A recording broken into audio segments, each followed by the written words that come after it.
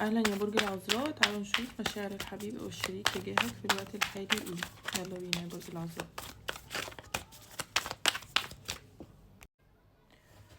بص يا برج العذراء، هو واضح ان هو الشريك عايز معاك استقرار، بس انتوا الاتنين عندكم مشكلة ان انتوا مش بتعبروا على نفسكم بشكل صح، ان انتوا مش بتقولوا اللي جواكوا، دايما محتفظين بحاجة جواكوا، في عندكم يعني زي انتوا بتعملوا ريفليكشن لبعض، انعكاس على بعض، في جزء من الانانية، في جزء من ان كل واحد بيخاف على استقراره وخايف على حياته، فمش عارف يعبر بشكل صح للتاني عن مخاوفه، عن مثلا مشاعره، عن اي، لا، محتفظ بكل الكلام جواه. انتوا في انعزال ما بينكوا جامد، انتوا الاتنين منعزلين، وقت لما هو يبعت لك انت ما تردش، هو انت تبعت له هو ما يردش.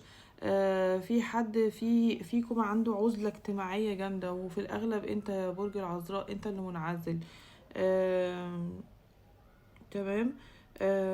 هو شخص بيخاف على استقراره جدا، بيخاف على حياته جدا، حاسس ان هو مقيد ما بين 4 قضبان كده او 4 حواجز، مش عارف يطلع منهم.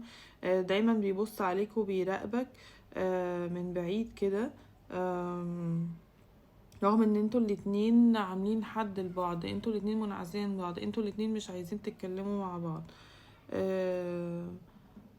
هو بص، خلي بالك من حاجة، ان الشريك يا برج العذراء بيحب الماديات والفلوس جدا، تمام، اكتر من العاطفة بكتير. العاطفة دي عنده ما تحملش يعني حيز كبير في حياته، اهم حاجة عنده الفلوس والماديات والشغل. فانتوا لو انتوا بتتكلموا يا برج العذراء، انت لازم توضح له ده، ان انت بتدعمه في كل خطواته في العملية والمادية، بس انت محتاج عاطفة ازيد من كده، وان هو على طول دماغه مشغولة بمشاكل كتير ومحتاج فترة كده، الفترة دي اللي هو مبتعد عنها عشان عنده مشاكل كتيرة. بلس ان هو عنيد جدا، عنيد عنيد عنيد قوي، هو بيحب الاهتمام حتى لو هو مش هيهتم بيك، وبيحب تعامله زي الاطفال. بلس ان هو صغير كان بيتعرض لتنمر كتير قوي، فدي عامله له مشكله شويه، ان هو بيحب يعرف بيخش في علاقات كتيره قوي عشان يعني يحس بثقته في نفسه. وده دليل عشان بس هو بيحبك، بس هو ده معناه ان هو ده عشان كده هو بيحب المادة جدا، هو بيثبت نفسه وبيثبت ثقته في نفسه بالعلاقات وبالمادة وبالفلوس، عشان كده هو على طول في الحتة دي.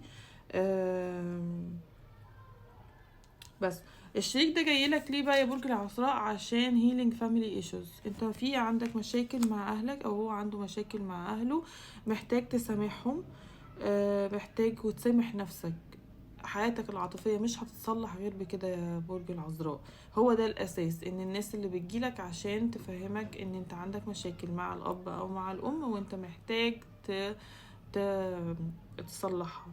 وكل ما انت بتعالج الفاميلي ايشوز او المشاكل مع عيلتك دي، كل ما حياتك العاطفية بتبقى احسن وبتتطور لحتة احسن.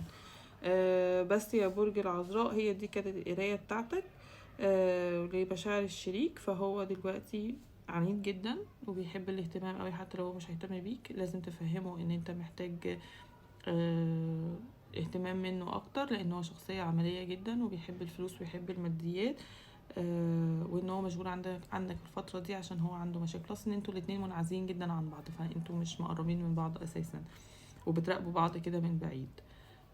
بس هو ممكن يكون اكتر يا برج العذراء، هو بيراقبك اكتر وبيبص وخايف يقرب منك، نفسه يتبسط معاك وكده، وهو بيحب الاستقرار، بس كل واحد بيخاف من التاني برضه، مش عارفة ليه سر الخوف دوت. فده غالبا ليه علاقة بالفاميلي ايشوز بتاعتكم اللي انتوا محتاجين تعالجوها. قولولي رأيكم ايه في التعليقات، ولو القراية ماشية معاكم ولا لا. يلا باي باي.